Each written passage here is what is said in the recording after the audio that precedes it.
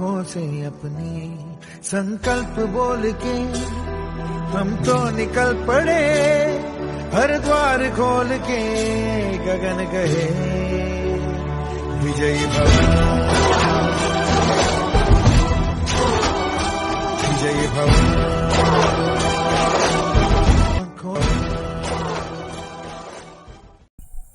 जय श्री राम मित्रों, welcome to learn to trade like a pro સિરીઝમાં હું તમારું સ્વાગત કરું છું. હવે આપણે લર્ન ટુ ટ્રેડમાં મારે તમને 0 થી પ્રો લેવલ સુધી લઈ જવાના છે, તો તેના વિશે આપણે ચર્ચા કરીએ. જો આ પ્રો લેવલ સુધી જઈએ તેની પહેલાં હું તમને થોડુંક કહી દઉં. આપણે આમાં શું શું શીખવાના છીએ. માઇન્ડસેટ મેનેજમેન્ટ એ ખૂબ જ ઇમ્પોર્ટન્ટ વસ્તુ આપણા માટે છે, કારણ કે માઇન્ડસેટ મેનેજમેન્ટ વગર તમારી ગમે એવી સારામાં સારી સ્ટ્રેટેજી હોય, ગમે એવો રિસ્ક રિવોર્ડ રેશિયો હોય, ગમે એવું ટેકનિકલ ફંડામેન્ટલ છે, પણ માઇન્ડસેટ મેનેજમેન્ટ નહીં હોય ને તો કાંઈ પણ વસ્તુ નકામી છે. Technical analysis. તો ટેકનિકલ એનાલિસિસ શું, બ્રેકઆઉટ છે કે ફેક બ્રેકઆઉટ છે, આપણને કેવી રીતે ખબર પડે, અને અહીંયાથી માર્કેટ બાઉન્સ મારશે એ કેવી રીતે આપણને ખબર પડે, તેના વિશે આપણે ચર્ચા કરીએ. હવે ફંડામેન્ટલ એનાલિસિસ. તો ટેકનિકલની સાથે ફંડામેન્ટલ પણ ખૂબ જ જરૂરી વસ્તુ છે, કારણ કે તમારી પાસે ગમે એવું સારામાં સારી હાર્ડવર્ક કે ગમે એની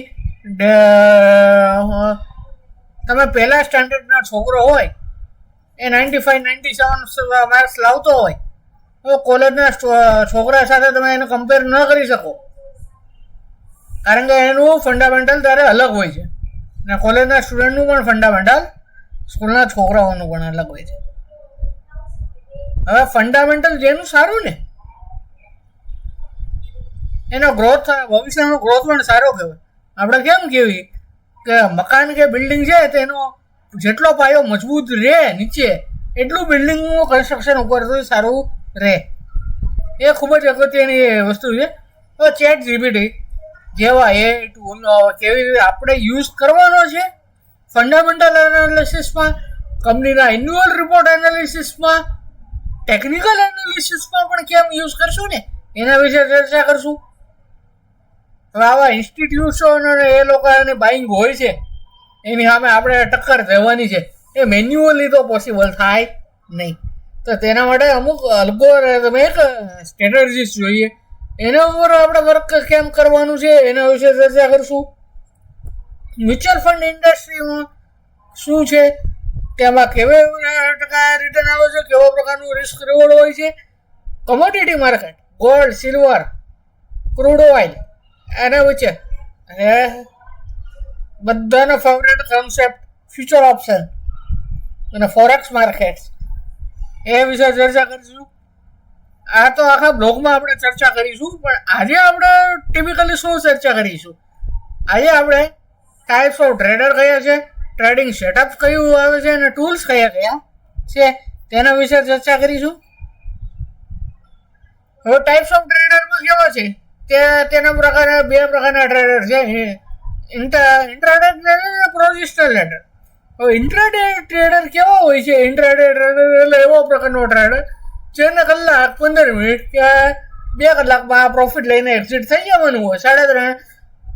3:30 એન્ટ્રી થાય મોસ્ટલી, 3:30 એક્ઝિટ થઈ જતા હોય એવા પ્રકારના ટ્રેડરને ઇન્ટ્રાડે કહેવામાં આવે છે. ને એવા પ્રકારનો ટ્રેડર છે ને એના ફંડામેન્ટલ નોલેજની રિક્વાયર નથી, પણ ટેકનિકલનું નોલેજ મોસ્ટલી રિક્વાયર થાય છે. અને રિસ્ક રિવોર્ડ રેશિયો તેના માટે ખૂબ જ ઇમ્પોર્ટન્ટ છે. આ કોના માટે?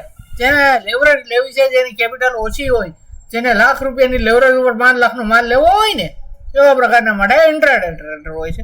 અને પોઝિશનલ ટ્રેડર કેવા હોય છે, પોઝિશનલ ટ્રેડર એ નેક્સ્ટ યર્સ સુધી પણ પોઝિશન કેરી કરવામાં આવે છે. એના ફંડામેન્ટલનું પણ નોલેજની જરૂર પડે છે, ટેકનિકલ નોલેજની પણ જરૂર પડે છે. રિસ્ક રિવોર્ડ ઇઝ એને પણ રિસ્ક રિવોર્ડ રેશિયો આની જરૂર જ છે, પણ જે આપણે ઓલા ઇન્ટ્રાડે ટ્રેડરની જેમ જરૂર નથી. આના કેપિટલ વધારે જોઈએ, કારણ કે 5 લાખની રેવલોજ ઉપર 5 લાખનો જ માલ લેવા દે, એને લેવરેજ ન મળે. હવે ટ્રેડિંગ સેટઅપ કેવું હોય છે? હવે બિગિનર ટ્રેડર હોય ને એના માટે 5 સ્ક્રીન કે એવા પ્રકારના ટ્રેડર સેટઅપની જરૂર નથી. એક મોબાઈલ ડિવાઇસ હોય અને એક લેપટોપ કે ટેબ્લેટ રિક્વાયર છે. અને લેપટોપ કે ટેબ્લેટ કમ્પલસરી નથી.